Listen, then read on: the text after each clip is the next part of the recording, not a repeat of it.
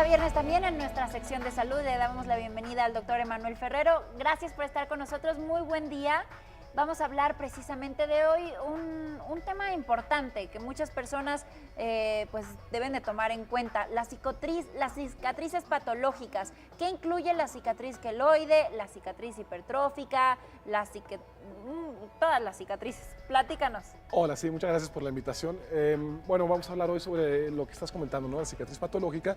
Y sí, a mucha gente le llama la atención y es uno de los grandes motivos de consulta, ¿no? Es, oye, ¿me puedes ayudar con una cicatriz? Okay. Mucha gente tiene el término de cicatriz queloide como para todas las cicatrices que se ven feas.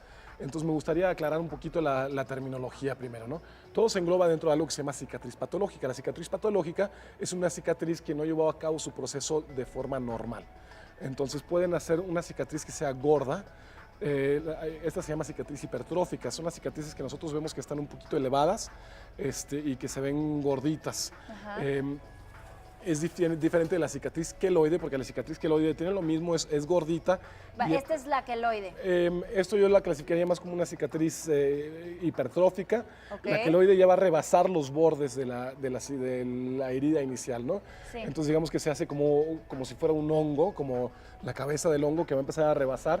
Entonces la cicatriz ya es más grande que lo que teníamos antes. Esto igual es una cicatriz hipertrófica, pero esta en particular está afectando una articulación. Entonces también clasificarla como una cicatriz retráctil. Y una cicatriz retráctil quiere decir que está haciendo eso, está retrayendo la piel en un sitio donde la piel necesita elasticidad para poderse mover y permitir movimiento a la articulación. Lo que estamos viendo aquí nuevamente es una cicatriz hipertrófica y esto depende mucho de las condiciones con las cuales se generó la herida inicial. Pueden ser cuando son heridas por trauma, cuando son heridas por accidentes. Esta cicatriz que vemos aquí es una herida circular o semicircular que generó esta cicatriz hipertrófica, pero si se dan cuenta no está limitando la función de la axila, este brazo se puede mover.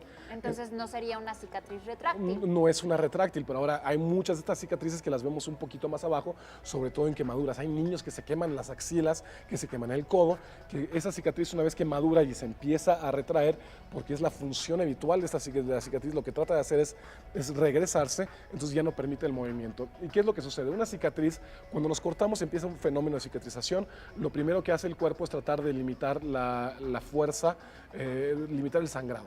Okay. Eso se llama hemostasia.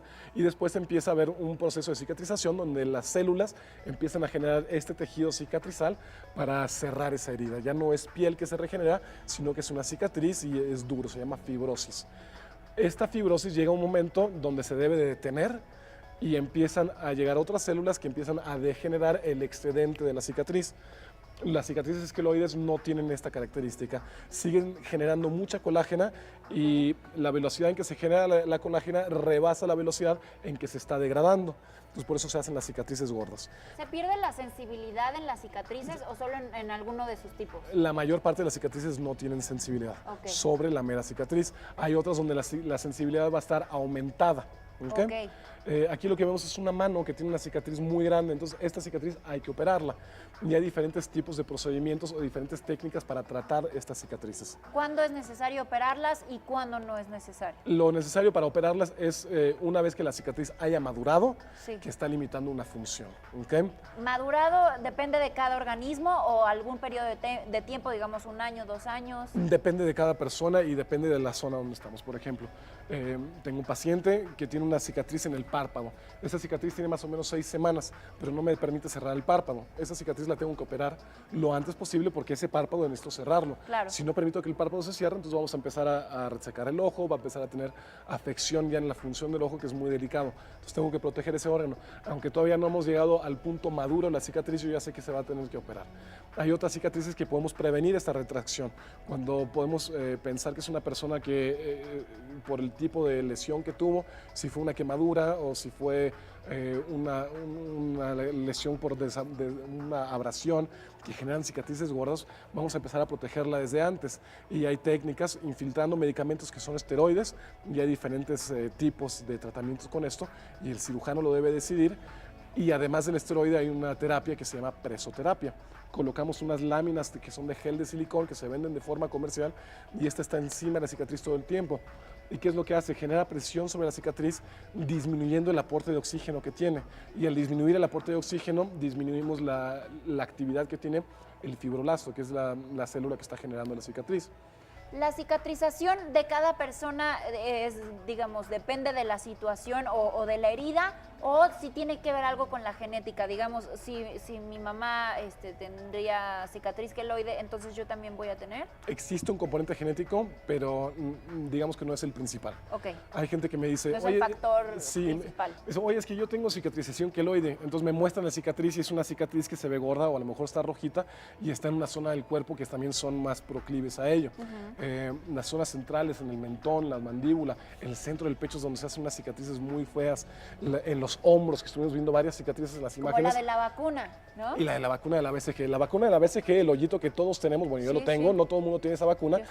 pero es una cicatriz normal. Hay gente que esta vacuna les genera una cicatriz que es una torta, que está gorda, que está roja, y toda la vida. E incluso nunca termina de madurar esa cicatriz, es una cicatriz que siempre tiene actividad.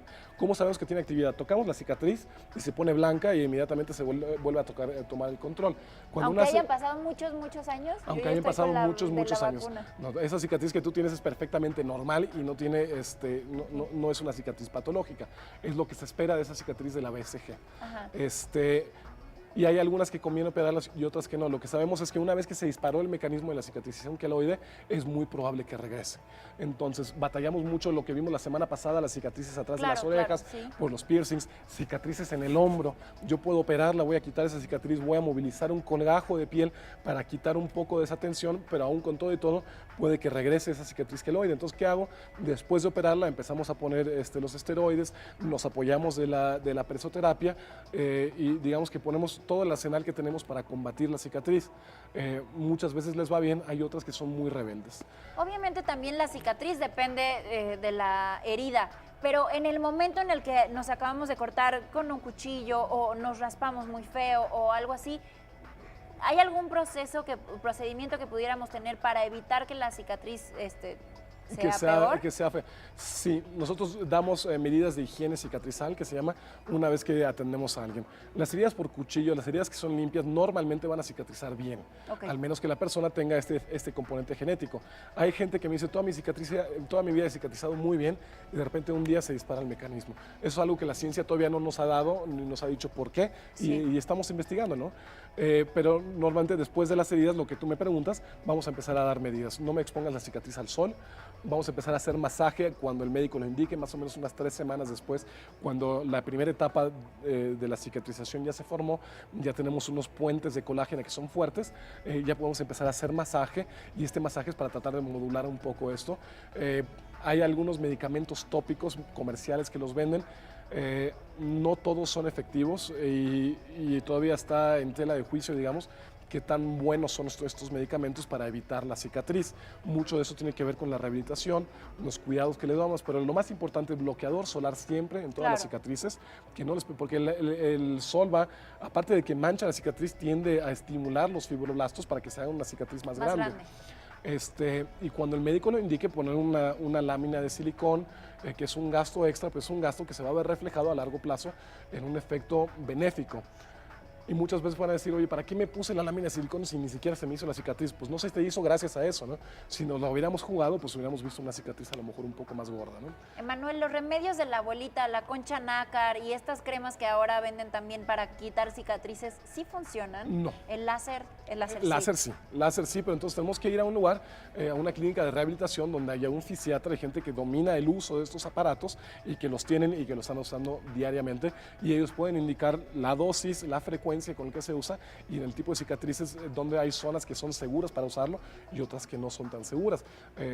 Por ejemplo, poner un láser en una cicatriz en un párpado, pues vamos a tener que saber cuánto va a afectar entonces la función del ojo, ¿no? Sí. Que es lo más recomendable. Un láser a lo mejor en el hombro no va a afectar tanto. También ultrasonido se puede utilizar. Hay muchas cosas que ayudan a modularlo.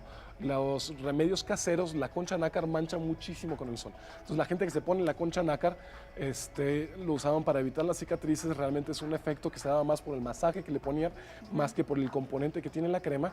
Pero eso sí, la crema absorbía muchísimo los rayos ultravioleta. Entonces se manchaban mucho estas cicatrices con la concha nácar. Entonces hay que tener cuidado, no todas son inocuas, hay que cuidar mucho lo que estamos usando y siempre orientarse con un cirujano. Perfecto, pues muchísimas gracias, Emanuel, por platicar con nosotros sobre este tema y nos vemos la próxima semana. Claro que sí, y gracias a ustedes. Y bueno, recuerden que los cambios en la vida siempre tienen que ser para bien, así que atrévete a mejorar la tuya. Nos vamos a una pausa, pero regresamos con más información. Quédese con nosotros.